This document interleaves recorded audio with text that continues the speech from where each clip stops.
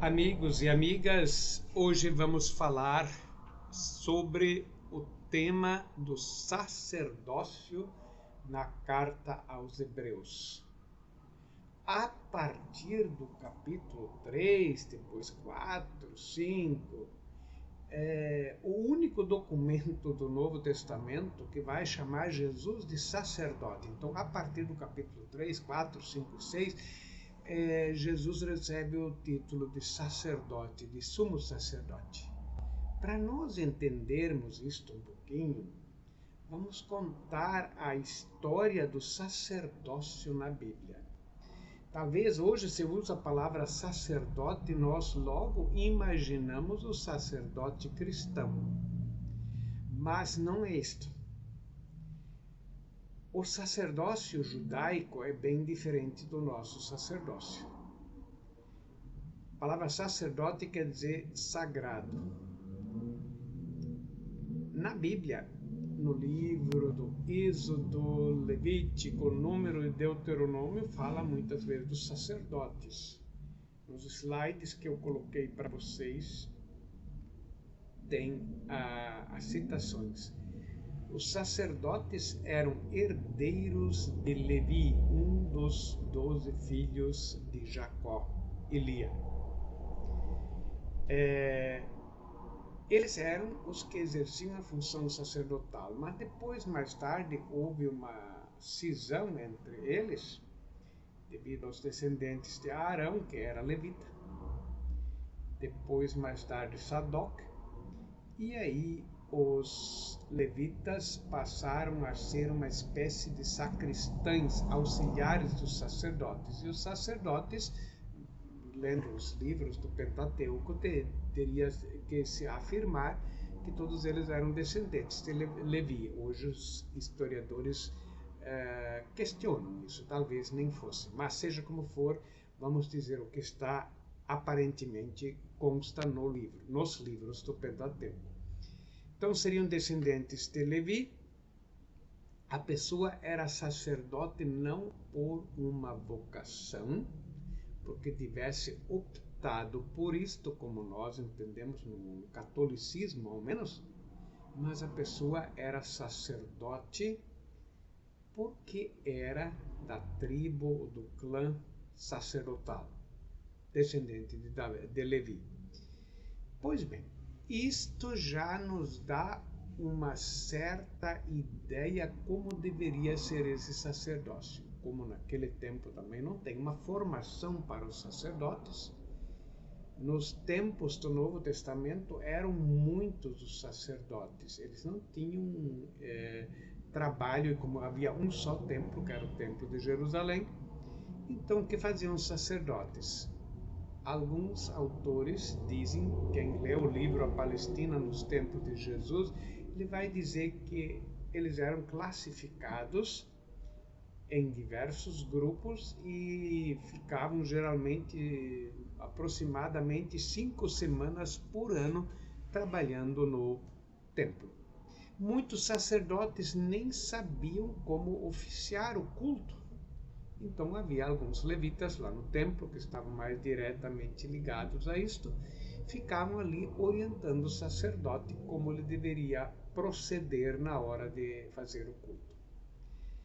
Esses sacerdotes eram, por assim dizer, pessoas separadas do comum do povo. Em primeiro lugar, já por uma questão de origem. Depois eles deviam ser pessoas separadas também pelo comportamento, pela maneira de agir. Eram separados do povo. No Novo Testamento, porém, Jesus, em primeiro lugar, não é sacerdote. Ele é da tribo de Judá, não da tribo de Levi. Ele é leigo. E as pessoas que ele escolheu, os apóstolos, nenhum deles, tanto quanto se saiba, era da tribo de Levi. Eram leigos. Mas a carta aos Hebreus chega a chamar Jesus de sumo sacerdote. Ele não chama nenhum apóstolo de sacerdote, só Jesus, e o chama de sumo sacerdote. Diríamos assim, Jesus não se enquadra no modelo sacerdotal, aquele que tinha que fazer o sacrifício dos animais no templo, aquele que tinha que ser, por assim dizer, o mediador entre o povo e Javé. Jesus assumiu essa função para si, mas não mais através dos sacrifícios de animais, como faziam os sacerdotes. No tempo dos sacerdotes, vamos dizer assim, você levava o seu animal ao templo, você queria pedir perdão dos seus pecados, ou você queria adorar a Deus.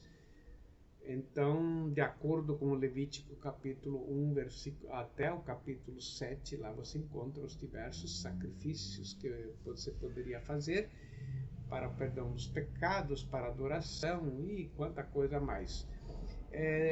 Mas isto o povo não podia fazer, o povo só levava o animal, quem tinha que fazer isso era o sacerdote. Jesus tomou para si esta função, mas não mais por meio de animais, mas por meio do seu próprio sacrifício, da sua própria vida. Ele perdoa pecados fora do templo.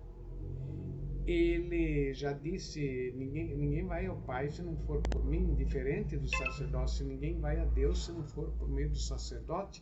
Não, ninguém vai ao Pai se não for por mim. E a samaritana, quando pergunta onde é que se tem que fazer sacrifícios, ao adorar a Deus, ele diz, nem em Jerusalém, nem no Monte Garizim, mas por meio de Jesus. E quando ele morre na cruz, rasga-se o véu do templo onde os sacerdotes faziam a imolação e levavam o sangue, enfim, o lugar onde você, por meio do sacerdote, chegava até Deus.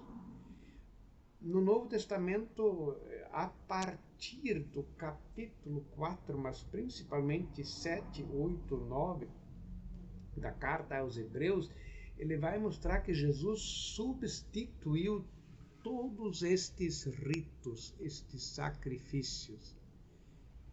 Por isto mesmo, agora Jesus é o novo sumo sacerdote, o único, aquele que fez isto uma vez por todas.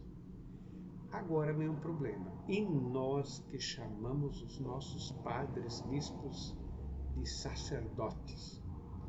Claro que nós não podemos dizer que nossos padres e bispos são sacerdotes à maneira do Antigo Testamento. Nós, por assim dizer, quando celebramos a Eucaristia, nós participamos do sacerdócio de Cristo.